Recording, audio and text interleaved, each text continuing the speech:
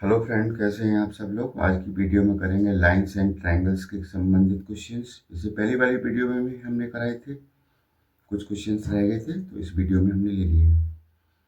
तो देखिए, पहला क्वेश्चन है इन फिगर। जो फिगर दे रखा है ये वाला फिगर नहीं है। इसको देखें, A B parallel to C D. जो ए बी है और ये सी डी है, ये कैसी है, समांतर रेखाएं हैं, पैरेलल लाइन्स हैं। B A E B A E is 45 degree. D C E is equal to 50 degree. D C E 50 degree का है और एंगल सी ई डी है X. C E D X, हमें इसी की वैल्यू पता करना है, फाइंड द एक्स। बात समझ में आ गई ना। अच्छे से देखिएगा। देखो, ये तो पैरेलल लाइन है। जब ए बी पैरेलल किसके है, सी डी के है। जब दो पैरेलल लाइंस को कोई ट्रांसवर्सल ऐसे इंटरसेक्ट करता है ना, ये ट्रांसवर्सल तो हो गई तिरछी लाइन। तो ये वाला एंगल और ये वाला एंगल जेड शेप में बने हुए हैं ना। देखो, जेड बना हुआ है, ऐसे ऐसे ऐसे जेड ही तो है। तो ये होते अल्टरनेट एंगल, एकांतर कोण, और ये बराबर होते हैं जब दो लाइनें पैरेलल होती हैं। तो बात समझ में आ गई ना। तो हम लिख सकते हैं इसको, angle B A E is equal to angle कौन सा, सी डी ई या ए डी सी कह लो, ठीक है ना। एंगल ए डी सी, यानी ये और ये एंगल कैसे हैं, बराबर है। तो ए डी सी भी हमारा कितने का हो गया, ये हमारा कितना का है, 45 का है। तो ये भी हमारा 45 डिग्री का हो गया, नहीं हो गया। तो ये हमारा 45 डिग्री का हो गया। हमें निकालना है एक्स, ये वाली इसकी वैल्यू निकाली है। तो इस ट्रायंगल को देखो, in triangle D E C, D E C, किसी भी ट्रायंगल के तीनों एंगल का सम कितना होता है, 180, ठीक है ना। तो देखो, एक तो 50 प्लस 45 प्लस एक्स, तीनों को जोड़ेंगे तो कितना देगा, ये 180 देगा ना। तो x plus 50 plus 45 equal to 180। बात समझ में आ गई ये वाली। अब इन दोनों को प्लस कर दो, ये हो जाएगा 95 इक्वल टू 180। अब एक्स निकालेंगे तो 180, ये 95 इधर जाए काय का हो जाएगा, माइनस का हो जाएगा ना 95। इसे घटा दें इसको, एक्स इक्वल टू 85। आंसर यही पूछ रहे हैं, इसमें एक्स की वैल्यू। क्लियर हो गया ना। नेक्स्ट क्वेश्चन देखिएगा।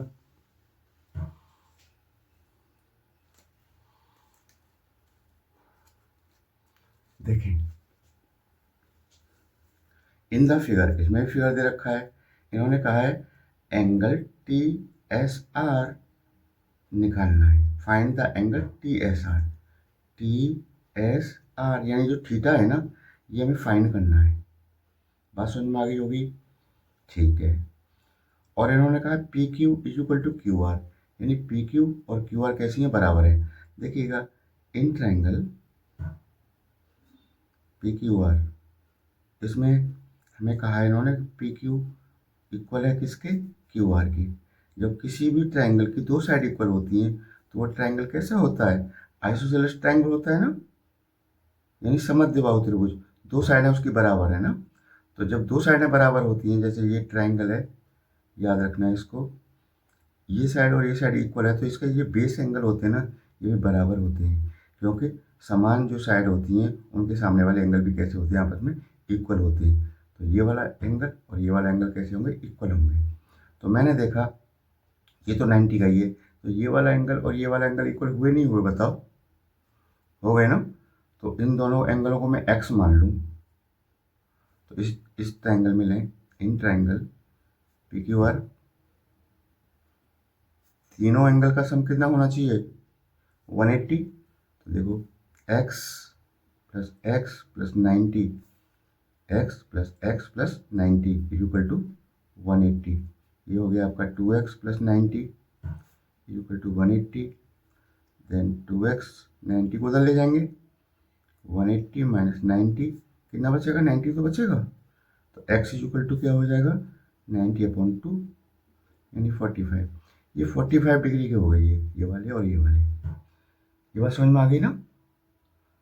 ये वाले हमारे 45 डिग्री के हो गए। अब ध्यान देना, इसमें एक चीज और दे रखी है, ऐड है इसमें, PS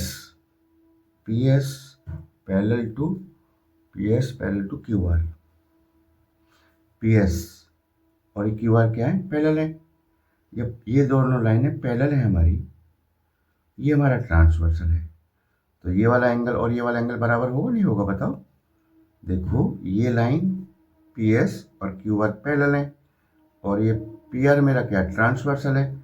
तो ये एंगल और ये वाला एंगल ये आपके अल्टरनेट एंगल हो गए। तो आप लिख दीजिएगा इस चीज़ को यहाँ पे, PS पैरेलल टू QR, ये पैरेलल है, इसलिए एंगल कौन सा? PRQ, angle PRQ is equal to होगा एंगल PRQ और ये एंगल इक्वल होगा SPR। ये बराबर होंगे ना? कारण लिख देना, अल्टरनेट एंगल है। सही है ना? ये अल्टरनेट एंगल है। अब ये मैं निकाल चुका हूँ एक्स की वैल्यू कितनी निकली है मेरी? 45। ये 45 का, तो ये भी कितने का हो जाएगा? 45 डिग्री का हो गया, यानी 45 डिग्री के दोनों अल्टरनेट एंगल है। अब ध्यान दो, हमें ये निकालना है। तो एक आपने, जैसे ये ट्रायंगल है, ठीक है, ये हमारा एक्सटीरियर एंगल है, बहिष्कोण बाहर वाला। ये किसके इक्वल होता है? इसके अपोजिट एंगल दोनों के सम के बराबर होता है। इन दोनों एंगलों को जोड़ दूं तो इसके बराबर हो जाता है। बात समझ में आ गई? तो देखो यही तो है, ये हमारा थीटा क्या है? एक्सटीरियर एंगल है इसका। ये किसके इक्वल होगा? इन दोनों इक्वल के, इन दोनों के सम के इक्वल के होगा। देन थीटा इक्वल टू हो जाएगा हमारा 20 + 45। ठीक है, कितना हो जाएगा? 65 डिग्री। थीटा की वैल्यू 65 डिग्री आ गई। समझ गए? Next,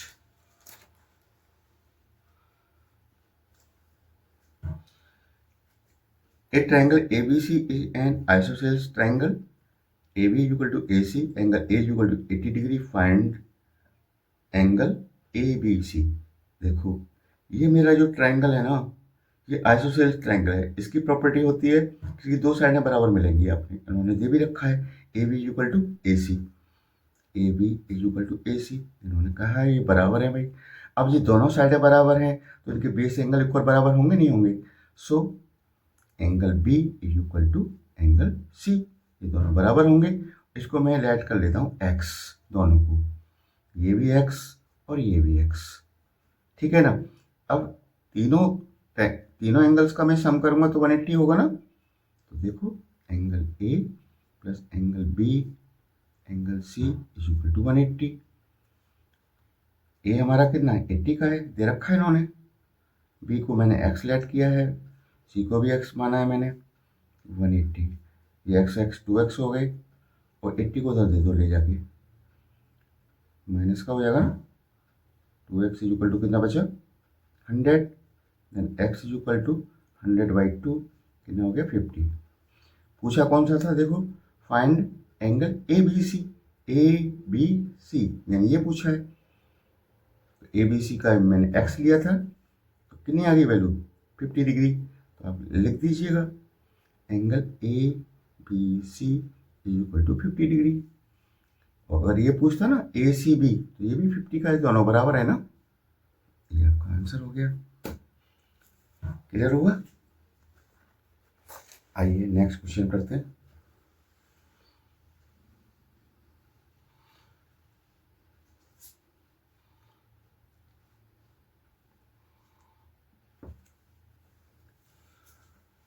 find the value of x in figure. इस फिगर में x की वैल्यू फाइंड करनी है। x देखो यहाँ पे दे रखा है और वो कहा है उन्होंने ट्राइंगल PQR, जो हमारा ट्राइंगल है ना PQR is an isosceles triangle. Isosceles triangle के क्वेश्चन अभी 2 कर चुके हैं। इसका मतलब जब इसमें PQ और PR कैसे इक्वल है? PQ equal to PR। जब अपोजिट साइड्स हमारी इक्वल होती हैं तो उनके अपोजिट एंगल भी कैसे होते हैं, इक्वल होते हैं, इसलिए angle Q is equal to angle R, बराबर होंगे, इनके बेस एंगल बराबर होते हैं, ठीक है। और इन्होंने एक एंगल दे रखा है, angle P Q are 30 degree, P Q are ये 30 डिग्री दे रखा है, angle P Q are 30 degree, ये 30 डिग्री का है तो ये भी 30 का होगा क्योंकि बराबर है, इसलिए एंगल पी आर क्यू भी हमारा कितने का हो गया, पी आर क्यू भी कितने का हो गया, 30 का हो गया, ये भी 30, ये भी 30। अब वो एक्सटीरियर प्रॉपर्टी देखिएगा, मैंने बताया था ना, कोई भी ट्रायंगल इस तरह से है और इसका ये वाला एंगल एक्सटीरियर एंगल कहलाता है, और ये मान लीजिए आपका x है, ये y है और ये z है, अंदर दो एंगल दे रखे हैं इसके अपोजिट, तो इनके सम के बराबर होता है ये, यानी यहाँ पे x इक्वल टू क्या हो जाएगा, y प्लस जेड के इक्वल होता है, तो बाहर वाला एंगल है ना, इन अंदर वाले दोनों एंगल के जोड़ के बराबर होता है। तो मैंने देखा ये बाहर का x पूछ रहे हैं, अंदर वाले क्या है हमारे, एक तो 30 है, एक और 30 है, तो हमारा x क्या हो जाएगा, तो x इक्वल टू हो जाएगा 30 प्लस 30, दोनों को प्लस कर देंगे, तो x इक्वल टू कितना हो गया 60, दैट्स इट, ये हमारा आंसर हो गया, सही है ना। नेक्स्ट देखते हैं,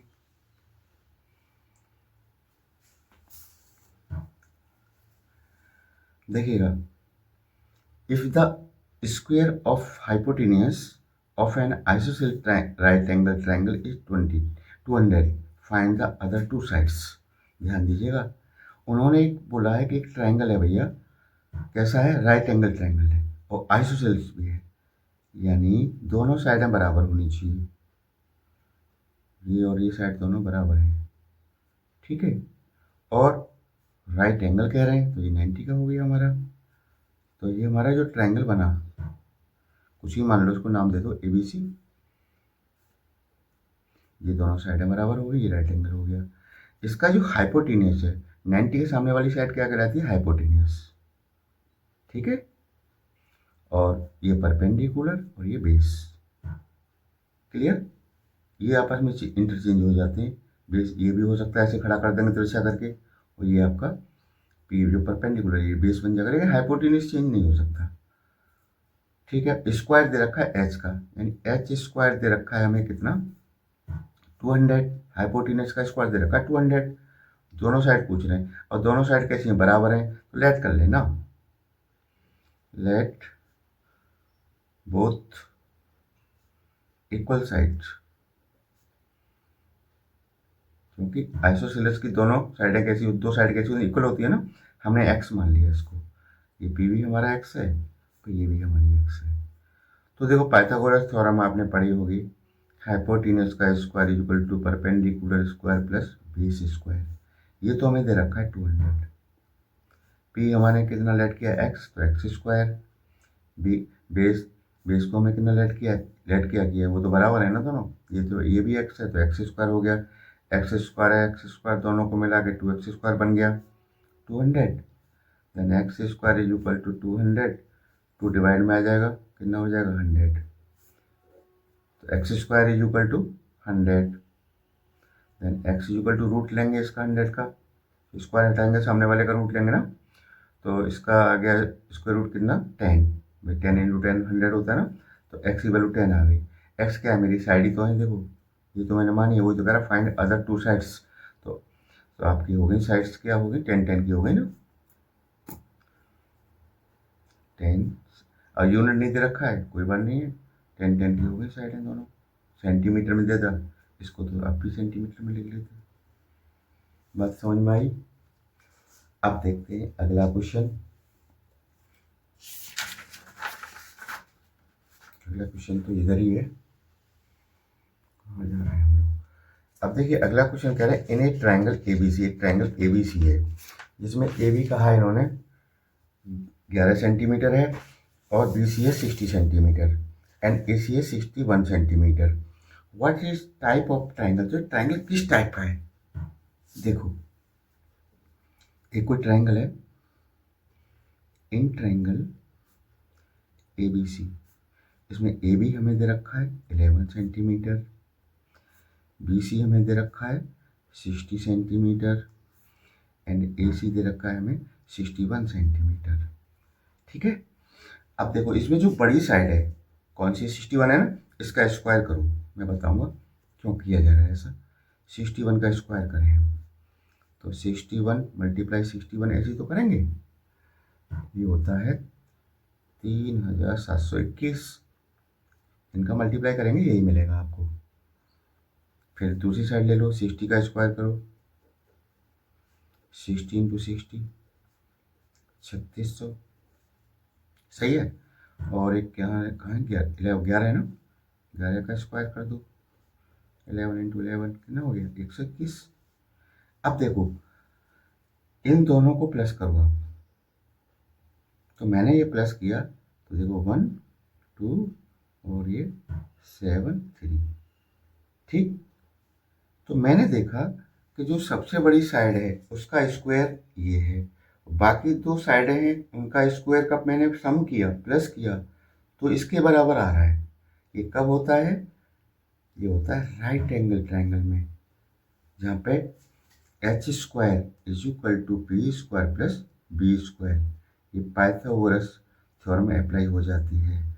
एच का स्क्वायर कितना है आपका 3721, देखो है कि नहीं है, और इन दोनों साइडों का स्क्वायर 3600 और प्लस 121, 3721 तो है ही है। इनको भी मैंने प्लस किया तो ये इसके इक्वल आ रहा है। इसका मतलब ये तीनों साइडें मेरी पाइथागोरस थ्योरम को क्या कर रही हैं, फॉलो कर रही हैं। और पाइथागोरस थ्योरम किस में अप्लाई होती है, राइट एंगल ट्रायंगल में। तो आप लिख कह सकते हैं so triangle will be right angle triangle.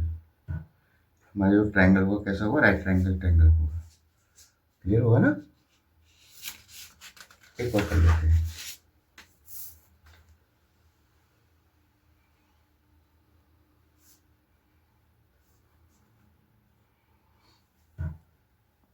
ध्यान दीजिएगा।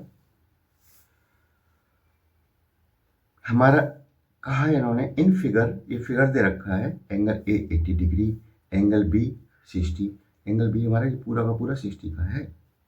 देखो लिखते जाओ, एंगल ए 80 डिग्री दे रखा है और एंगल बी हमारा कितना दे रखा है 60 डिग्री, एंड एंगल सी दे रखा है हमारा 2x, यानी x और x देखो 2x x सी हो गया ना। B D and C D bisects B and C, जो बी डी साइड है ना ये बाइसेक्ट कर रही है इस एंगल को, यानी दो बराबर भागों में बांट रही है।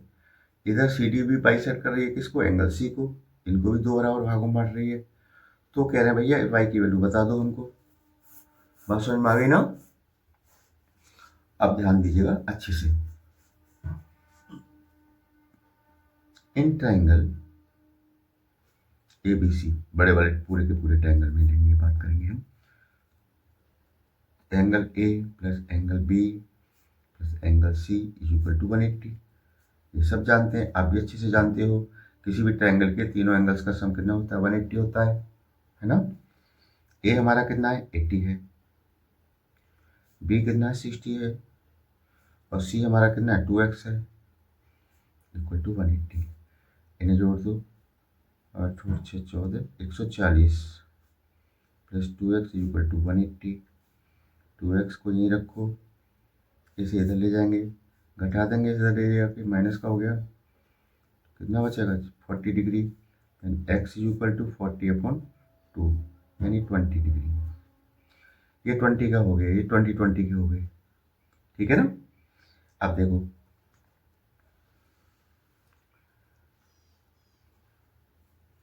इन ट्रायंगल, छोटे वाले ट्रायंगल बी सी डी की बात करें हम, ये वाला हिस्सा क्या है, बी का आधा है कि नहीं है भाई, पूरा बी था, इस लाइन ने इसको हाफ हाफ कर दिया ना, तो ये वाला हिस्सा क्या बी का आधा है, यानी b/2। और ये क्या है, सी का आधा है हमारा, सी का आधा है ना, तो यानी ऐसे लिख दिया ना c/2 और प्लस ये y, इन तीनों का सम कितना होगा 180 होगा। बी हमारा कितना है 60 है, देखो है कि नहीं 60, तो 60/2 आधा हो गया ना ये वाला हिस्सा। सी सी हमारा कितना है 2x है, 2x/2, y is equal to 180। ये तो 30 हो गया, यहाँ 2 से 2 कैंसिल हो गया, x बचा, x की वैल्यू कितनी आई 20 plus Y is equal to 180। इनको प्लस कर लो, इनको प्लस करेंगे कितना हो गया 50 plus Y is equal to 180। Then Y is equal to क्या हो जाएगा यहाँ से 180, इधर को माइनस कर दो इधर ला के 50 को, ठीक है ना। तो वाई इज इक्वल टू कितना हो जाएगा 130। ये हमें निकालना था, वाई की वैल्यू निकल आई हमारी आसानी से, है ना। क्लियर हुआ ना, अच्छी बात है, थैंक यू।